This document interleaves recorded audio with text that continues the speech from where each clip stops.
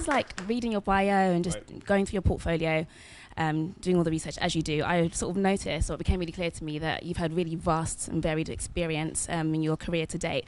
Talk to us about some of your most significant moments, some of your most memorable moments, and tell us what they mean to you. Pick 2 or 3 that really stand out and sort of share them with us. Okay. In no particular order. So, you know, Boris has just been elected. He hasn't been elected, but yeah. He's just been elected as the leader of the Conservative Party, and therefore he's become the Prime Minister. There was a moment where he goes onto 10 Downing Street and says, I've been to see the Queen, and I'm accepting becoming the Prime Minister. As I was watching that, I thought back to the project that we did with Lambeth about adoption. And I created a script about the first black Prime Minister being adopted, and it was called Future History. And we shot it on 10 Downing Street, so it was exactly the same. So that one was really significant. That was a real labour of love, something that meant a lot to me. The second, I think I worked, there's a guy called Rolf Harris. Have you heard of him? Artist? Yeah. Artist Rolf Harris. For 20 years, he was a national treasure. And then he became a pariah because he's a convicted paedophile. So my first international award was working on a project called Rolf on Art, which was a massive show. And that was a project that I worked on that I got an award for. And it was pride of place for me. And everybody talked about it. And then I had to take it off my reel because it would be like having R. Kelly being as pride of place. So that one was the second one. And then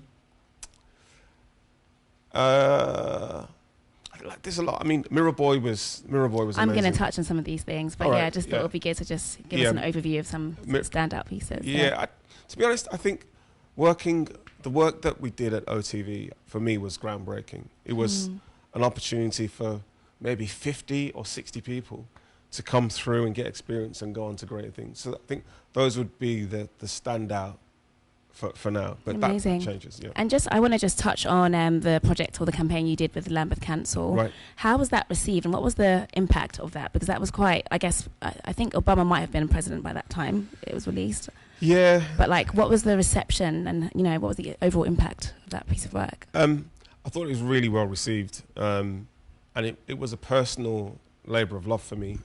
My children are in it, my wife's in it, my house is in it, my neighbour's house is in it. The pub around the corner, we pulled in lots of favours. So it's really well received. Kind of advertising is all about being effective. So however creatively lauded it might be, or however great you think it is, really it's about effectiveness. And it was all about getting the target audience, i.e. black people, to engage with children who had been adopted. And they had a 400% increase. Oh, wow. That's phenomenal. So that was great. And it was in cinemas, and it was on buses and billboards. So that was... Wow, amazing. I was reading your LinkedIn profile, and I was really intrigued by the top line that says you're obsessed with a good story well told. Yeah. Talk to us about why stories matter in today's present culture and in today's society, but also where does your love for stories and storytelling come from? I think the people that make the greatest impact are the people that are able to tell stories. I think we all tell stories. How we dress, how we speak, the look of, if I have a lace front, if I have short back and sides, it's all part of the storytelling. I think my love of it is I think for me it's innate. I've always loved stories, and I've always been more interested in the mechanics of storytelling sometimes than what the story is, because I'm very curious about who's Yeti, what makes it tick, why those studs, And on the subject of storytelling, what does it take to tell a story well? Like, what does that look like? I think understanding the audience. I think you have to understand who's the audience that I'm speaking to. Yeah. Secondly, who are the characters, and what is the thing that the person wants? What is it that they want, and what's stopping them from getting it? So that's the audience, characters, and what is the thing that the person wants. Yeah, and then how do you tell it, which is the plot. Yeah.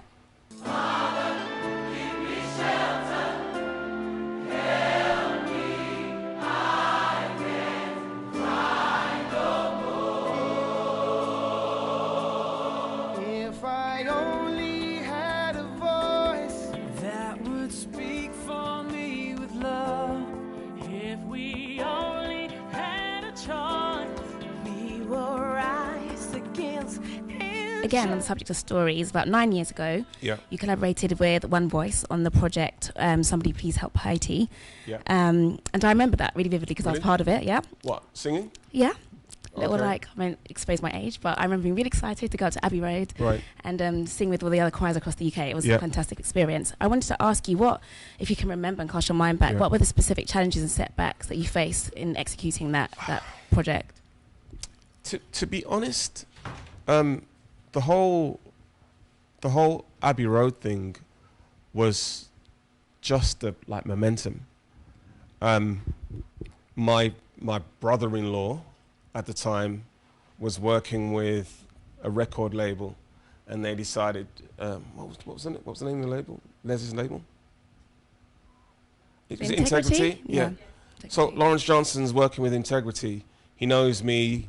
I'm an OTV creative director. I'm a director. He says, look, I want you to work on this project. We pull together everybody in gospel. So you've got his superpower, which is music and being a titan. Then you had Compassion, which was a charity, which is an amazing charity. And we were able to have access to Abbey Road and to run around. And then we bought our stuff, and it was just really, really amazing. And then there's just the momentum. I'm quite obsessive about getting things and wanting to do more. Let's do so more. Pushing the boundaries, like over and over again. As far as you can. But what specifically would you say were the main setbacks or challenges that you faced in executing that and bringing it to life, if you can remember? Look, at a certain level, money is always a challenge. Time. So there's a deadline that you're trying to work to. There's money. Then there's a whole set of egos. So being a singer, you and my wife would know that singers have big egos. How did you deal with that? By being charming. What can I say? No, it's no. Well, I think there's I'm just pulling your chain, but there's a certain level of passion that people have when they see that something's going to be successful. If people think there is an inherent value to being involved in the project, then they'll throw themselves at it. If they think it's going to be whack, or if they think it's going to flop, then they won't put their all in. I think on that day, Nikki Brown was conducting, Luke was playing violin. I remember, it was just amazing, and it looked amazing, and I think it was historic. And even now, people talk about it, which for me it's gratifying, because really what we want to do with storytelling is having nothingness and pulling something out of the swirl of nothingness and coming up with an idea, and then being able to sell that idea to people as you encounter them. And I think probably if I've got a real strength, it's been able to create ideas, use imagination, come up with great ideas, and then get people to rally around the ideas and to galvanizing people and I think so. Getting them on board. So. My wife always tells me I'm not a finisher, and I have to. I do this. You're right, because I'm brilliant at coming up with ideas and getting it started, and then I'd probably drop off. Is that out of boredom, or is that because you're just on to the next thing? Your mind's like 20 steps ahead. So it's such a cliche about you join the dots in reverse. Steve Jobs said.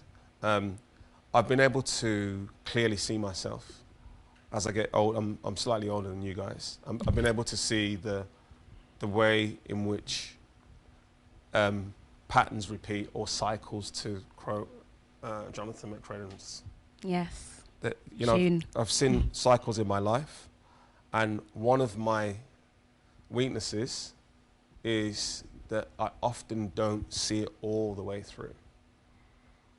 That takes a great level of self-awareness to be able to identify that about yourself. And there comes a point where you go, you either decide what is a project that I'm going to commit myself to and see all the way through, or you just say, I'm not that guy to see it through, so I have to work with people that do. I'm not methodical in that sense. I'm detailed around the stuff that I'm passionate about, but the stuff that I'm not passionate about, somebody else do it. And I think that's a great strength just for us, is just to realize the need to build teams of people that can bring their superpower together with your superpower.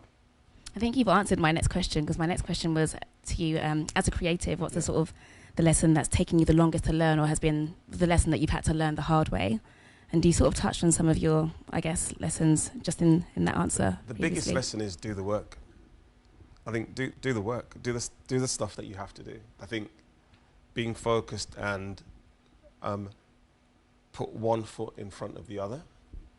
Have a clear idea of where you're trying to go, but just put one foot in front of the other. And don't stop. And don't stop. Hey, Dumbo, can you speak English? Look at him. Look what your little tramp did to my son.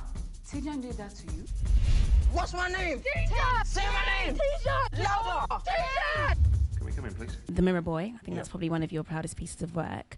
And I think it was the first film that OHTV launched as part of OH Films, is that correct? Yeah. Can you tell us about the creative process that you guys went through, yourself and your team, from coming up with the idea to tell a story about a young boy from, is it Sierra Leone? Senegal? He was from Gambia. The Gambia, that was it. Yeah. And did you have Genevieve? Yeah, so Genevieve. Yeah, Genevieve was in, Naji was in that. So how you came up with that idea, how you secured buy-in from the people that you got to come on board as a cast members, crew members, to actually delivering a feature film that won, I think it was 11 awards. How did that, tell us from beginning to end how that all came about? Mirror Boy was written and directed by Obi Emilanye. Okay. So he was the author of the story. My role as a producer was to help bring it to life, bring to screen. And the thing with Obi, he's a writer director. All he cares about is that the analogy is the difference between a goal scorer. When Obi gets the ball, he's going to score. He's not going to pass. All he wants to do is to make his next film. He wants to write, direct it, and while he's directing that, he's thinking about his next film. So that was great, and it made it easy for me then to think about casting and think about how do we bring some of my quote unquote more mainstream sensibility with the Nollywood sensibility, which is what we did. So I brought DOPs that I'd worked with, sound guys that I'd worked with, great crew and technicians, and he brought his Igbo sensibility, which is a very poetic people, and their use of language and figurative speech was amazing. So it was that kind of coming together and then pushing the ambition of what we could do. I think probably my biggest input was on the whole campaign around it. Are you ready for the journey? And how we launched it in the culture. Was it, I guess, the first of its kind when I talk about new Nollywood in terms of the cinematic experience and the level of quality for the visuals? I think it was probably one of the first films that sort of... Yeah, I think it was at the Empire, Leicester Square. Yeah. 9,000 people. They were queuing around the block. It shut London down. There was a whole period. There was the after parties, and it inspired lots of people and led to lots of stuff. What sort of advice would you give to myself and people here in the audience who have, I guess, grand ideas on that sort of scale, and I guess they're stuck within the execution phase? They've got the idea, it's refined, they might even have a team around them, but it's now sort of doing the work, as you said earlier. What advice would you give us? This is golden. Writers write, directors direct, producers produce, songwriters write songs. If you're not doing any of those things and you say that you are, then you're not. It's BS. It's really straightforward. And you can lie to yourself or post to other people, but unless you're doing those things. So I think that's a basic thing, which is a thing of identity, of this is who I am and this is what I do. If you're not doing it, then you're not that thing you want to be. So I'd definitely say pick a time limit, pick the project, and work through a process so that you get so that you get there, and then you deliver that thing, whether it's a song or a movie or a series. Through partners, we were working with Rock Nation on a separate project, and Rock Nation are working with Rapman. Okay. You know Shiro's story, and you know he's been signed in Hollywood, so he's doing several projects in Hollywood, and he literally started out with himself doing those projects. Humble beginnings. Priscilla's been working in the music industry for 20 plus years. She didn't start off doing the X Factors and coaching Emily Sandé and all those guys and singing with Stevie Wonder. She didn't start out doing that, but she's just gone on and done what she's done to phenomenal effect. Be part of a bigger group, a bigger network. Yeah. Have the right kind of partners around you. Use social media for accountability. I.e., do it and then tell them that you've done it. Not the other way around. Yeah. We were talking about my nephew, or somebody I know very well, a guy called, I call him my nephew. His name's Benji Flo. He's a new artist, got a song called Deep End. He's been signed. He's working with a whole lot of people. He's moving with Virgil Abloh and he's a lot of amazing people. He doesn't tell us what he's going to do. He will do it and then come back and say, this is what I've done, which I just love, which is kind of at odds with the prevailing cultural zeitgeist. Totally. So the zeitgeist says you have to tell everybody what you're doing. And it's useful because it brings accountability because you think you don't want to fail. But I just think there's something in executing. Definitely, yeah. And that's what this conversation is about. So please continue to drop those gems and those nuggets. Earlier you talked about being really curious. Right. What feeds your imagination? How do you sort of stimulate curiosity? What is it? I just want to know why. So being nosy. Yeah. My wife would say that. She says I'm nosy. Whereas I would say I'm curious. But I actually want to know, well, why? And then what's behind that? And how does that fit into that? And then if you do that, then what will happen? And then it's kind of understanding how you can then use the curiosity to spark your creativity and imagination, which then allows you to execute stuff in the real world that then can move people. Who could ever dream that I keep coming back to this nothingness and then writing a song or writing a script that would make people cry or move people. That, for me, that's just the greatest gift, and I think none of it happens without that initial curiosity. Okay, so my last question was about audiences. Yeah.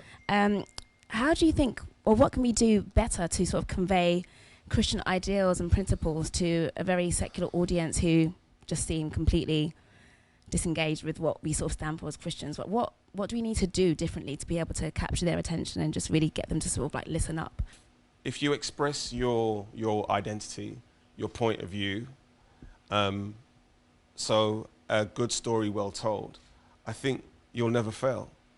The Christian values are universal values. And if you were to name the top 10, if you watched Endgame is built clearly on those deep-seated Christian haven't watched it. Morals or values. You got to watch all the other ones before you watch Endgame. But any one of those great movies, they're based on those classic principles, classic themes, triumph over adversity, the hero's or heroine's journey, where you're cast out into the desert. They are universal across cultures. I just think that we need to, and this is gonna sound controversial. I think we probably just need to spend more time on executing without reference to whether we're speaking to a Christian audience or to a secular audience, but from human being to human being, because I think we're all moved by great storytelling.